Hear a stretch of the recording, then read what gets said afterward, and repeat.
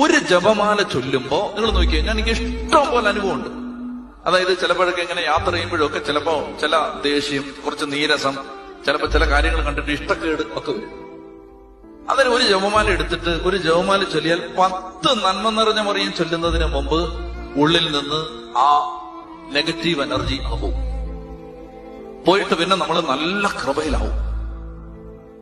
എന്റെ പ്രിയപ്പെട്ട സഹോദരങ്ങൾ, ഞാൻ നിങ്ങളോട് പറയുകയാണ്, മരിക്കുന്നത് വരെ ജപമാല മുടക്കരുത്, ഒരിക്കലും മുടക്കരുത്. നിങ്ങളുടെ കുടുംബത്തിൽ പരിശുദ്ധ അമ്മയിലൂടെ കൃപയും അനുഗ്രഹവും അഭിഷേകവും ഒഴുകി വരും.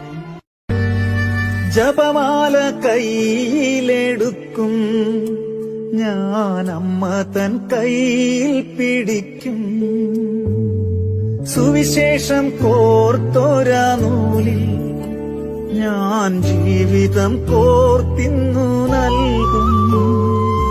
മുത്തുകളെന്നി പ്രാർത്ഥിക്കും ഞാൻ, അമ്മ തൻ മുത്തായി മാറും.